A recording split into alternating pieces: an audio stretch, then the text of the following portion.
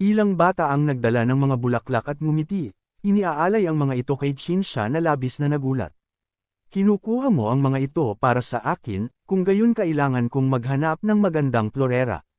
Kung may sinumang may balak na saktan ang bansang ito upang protektahan sila, lalaban ako hanggang kamatayan. Tahimik na ipinangako ni Qin Shao sa kanyang sarili. Kinabukasan ng umaga, sa labas ng bakuran ni Jiang Shao, si Qin Shao ay nakatayo ng hindi mapakali, bumubulong, ano ang pinakamabuting paraan sa oras na ito? Lumitaw si Jiang Shao at nakilala siya. Hindi ba si Ganggi iyan? Anong ginagawa niya sa labas ng aking bakuran? Lumapit siya, tinapik ang balikat nito at nagtanong, Ganggi, may hinihintay ka na naman ba?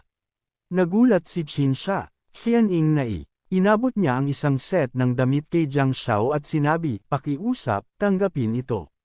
Nagulat na tanong ni Jiang Shao, bagong damit ang mga ito. Nahihiyang ipinaliwanag ni Jin Shao, kasi, noong huli tayong nagkita, tila punit ang iyong damit. Kaya pinagawa ko agad sa sastra. Ngumiti si Jiang Shao at tinanggap ito, kung gayon, ginugulo ko pa rin si Ganggi. Balak ba ni Ganggi na pumasok sa palasyo? Nagtanong si Qin Sha, ay, alam ba ni Xianxing kung ano ang gusto kong gawin? Tumango si Jiang Shao, oo, ngunit sa biyaheng ito, talagang sigurado ka ba? Naging seryoso ang ekspresyon ni Qin Shao at sinabi niya ng malalim, hindi sigurado, ngunit para sa mga tao ng kaharian ng Qin, handang isugaw si Ben Wong ng isang beses.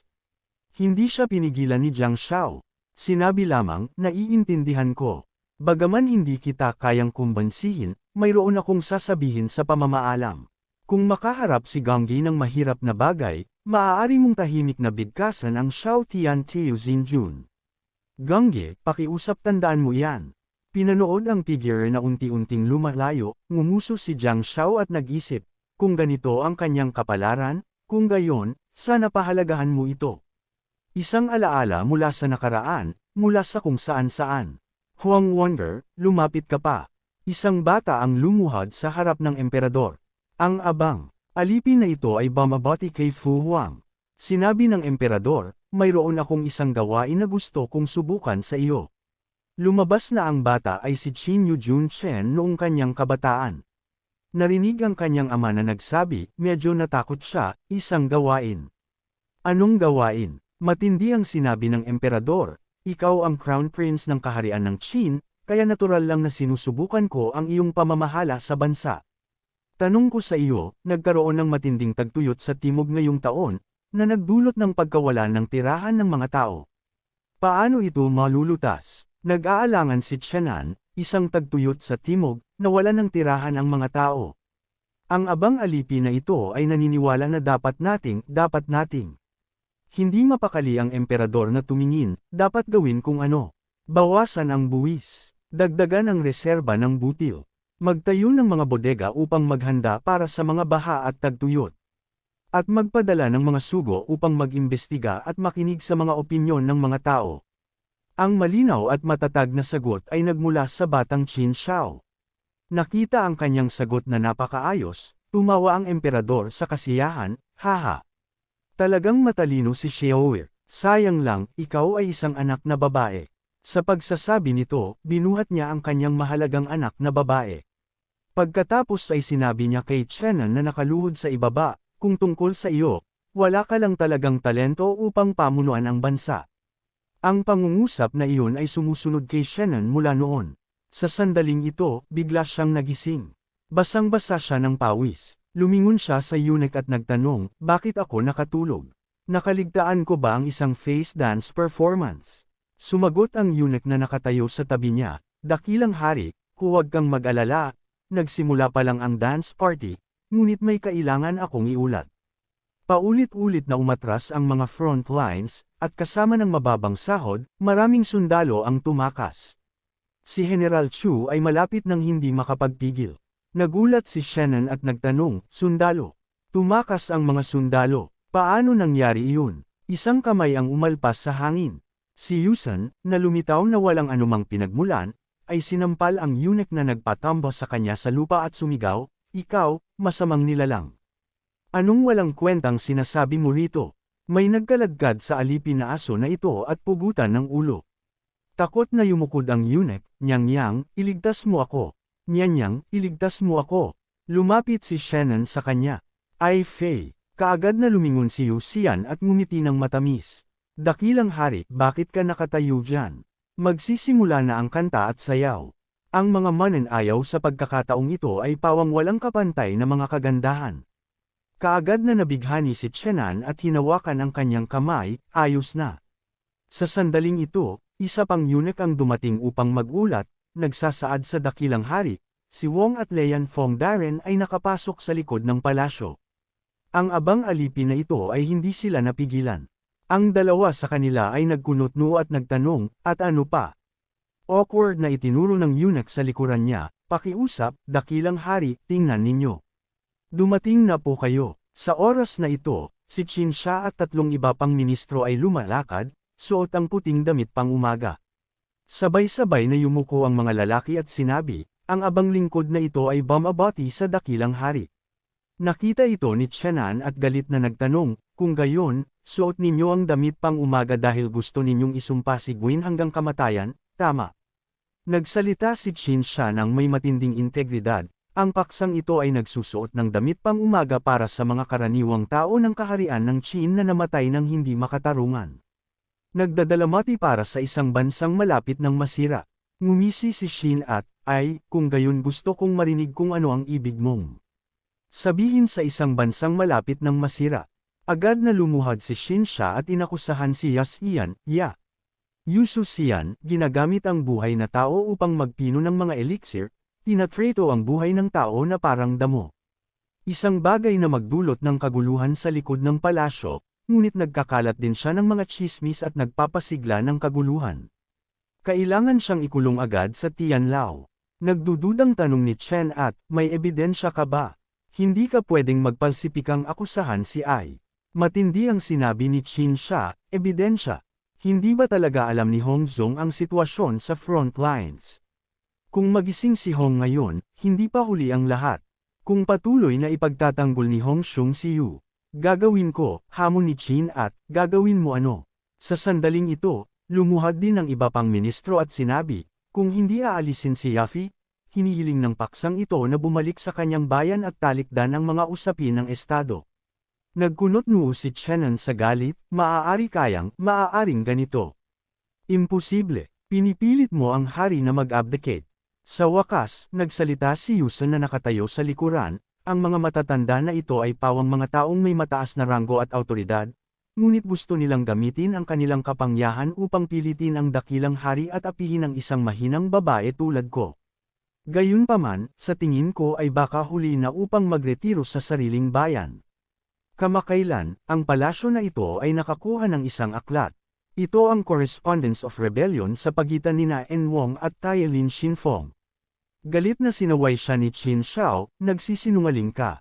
Ako at si Lin Xianfeng ay lubos na tapat kay Dachin.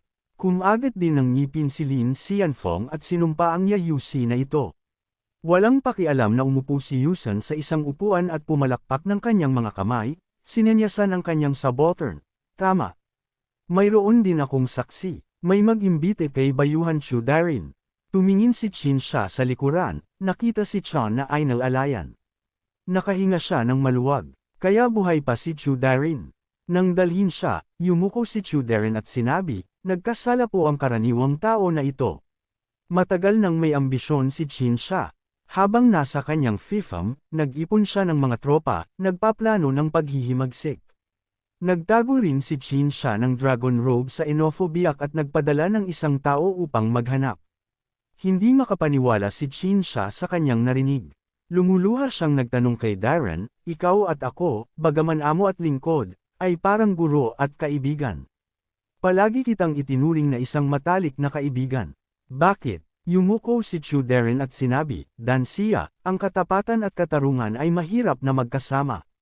Matapos marinig ang kanyang sinabi, nanginginig si Qin at sa galit, itinuro ang kanyang daliri at nagtanong, Qin Shao, paano mo ipapaliwanag ito? Hindi nagpakita ng kahinaan si Qin Shao, matinding sinabi, Huang Xiong, sinabi kong inakusahan ako niya. Naniniwala ka ba sa akin?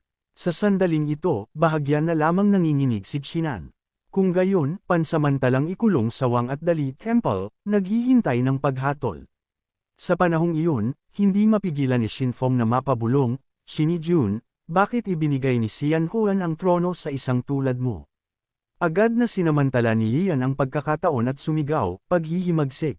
Bakit hindi ninyo arestuhin ang mga taong ito? Nag-aalalang tiningnan ni Qin Xiao si Xinfeng na napapalibutan, Lin Daren. Ngunit sinabi pa rin ni Xinfeng nang walang takot, ang matandang ministro na ito ay isang matanda ng 3 dinastiya ng Qin. Naglakas loob kayong tretuhin ako ng ganito. Nawala ang puso ng mga tao at ng hukbo. Ang kaharian ng Qin ay malapit ng mamatay sa inyong mga kamay. Lumapit si Qin Shi sa harap ni Xianfeng at sinabi ang isa pang pangungusap kay Qin at Hang, wala ka lang talagang talento upang pamunuan ang bansa. Kaagad na kumislap ang mga mata ni Qin nang may bakas ng sama ng loob. Lumingon siya upang umiwas. Hayaan na, pagod na si Guan. Ay, asikasuhin mo ang lahat ng bagay na ito. Inabot ni Qin Shi ang kanyang kamay upang pigilan siya. Huan Han, hindi ka pwedeng umalis na lang basta. Patuloy na naglakad si Qin at na parang hindi narinig ang tawag. Ginamit din ng mga sundalo ang mga sibat upang pigilan si Qin Shi. Triumphanting nagkunwari si Yusen, ay, nako. Ipinagkatiwala ng dakilang hari ang gayong mahahalagang bagay sa isang babae tulad ko upang asikasuhin. Ano ang gagawin ko? Kung gayon, magbigay ng death warrant bukas. Inutusan niya ng may masamang ngiti.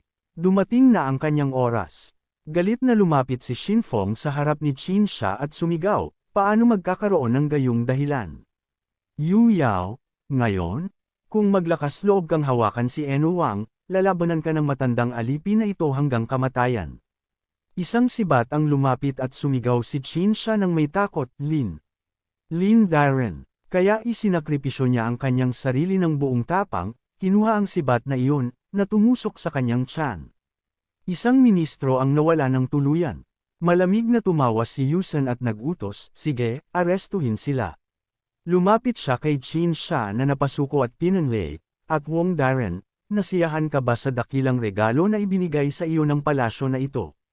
Pagod na tinakpan ni Qin Shi ang kanyang mukha at nagtanong sa sarili, ano ang gagawin ko? Qianin, nang gabing iyon, libu-libong gwardya sa palasyo ang sumugod sa Inwangfo. Paulit-ulit na umalangaw ang mga sigaw at paghingi ng tulong. 2 katulong na nakasuot ng belo ang kumatok sa pinto ng silid na minsan ng pinamaladyan ni Jiang Xiao. Jiang Xianing, nandyan ka ba? May imbitasyon si Nyanyang. Matapos maghintay ng ilang segundo, iminungkahi ng katulong, buksan ang pinto at pumasok. Sa walang laman na silid, nagkunot ang noo nila. Ay, huli na ba?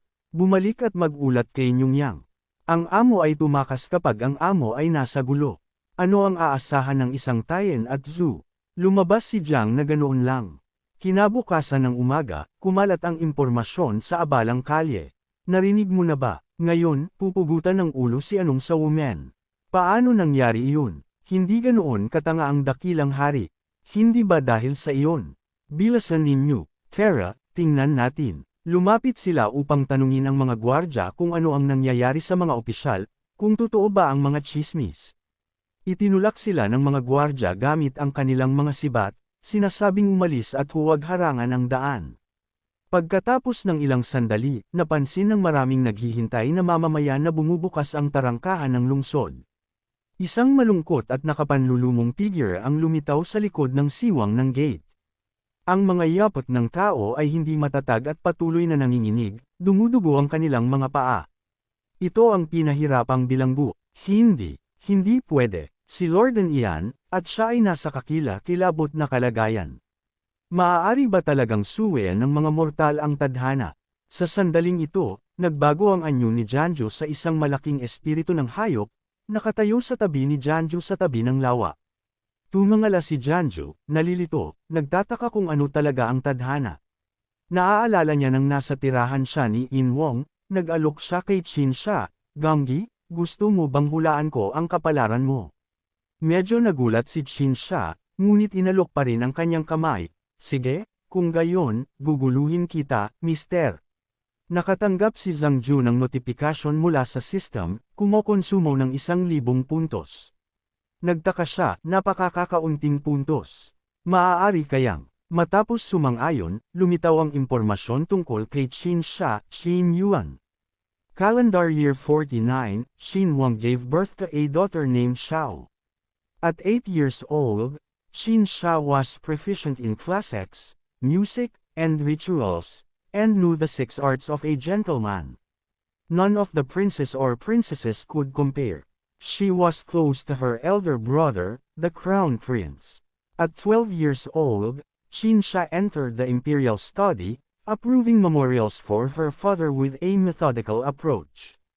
At 14, before her father passed away, he ordered Qin Shi to assist the crown prince in governing the country, bestowing upon her the title of Enwang, the first female prince of Qin.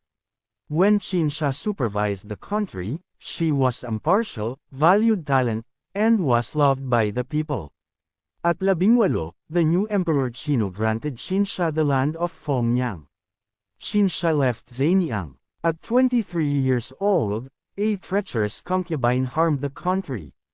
Qin Shi returned to Zhenyang and encountered Jianzhu on the way, managing floods and saving commoners. At 23 years old, she was accused of treason by the treacherous concubine and sentenced to be cut in half at the waist. Sa puntong ito, napabuntong hininga na lamang si Jianzhu. Diretsahan niyang sinabi sa kanya nang walang tinatago, kahit na napakatalino ni Gangxi, malapit ka ng akusahan ng pagtataksil at mamamatay lamang. Tahimik si Qin Shi ng ilang segundo at pagkatapos ay sinabi, naiintindihan ko. Ngunit kung walang maghahanap ng hustisya, habang buhay itong malilibing sa lupa para sa kapakanan ng mga tao ng Qin. Handa akong mamatay, kahit na yan ang tanying, kalooban ng langit. Like, comment, share, and subscribe naman dyan mga ito go. Maraming salamat po.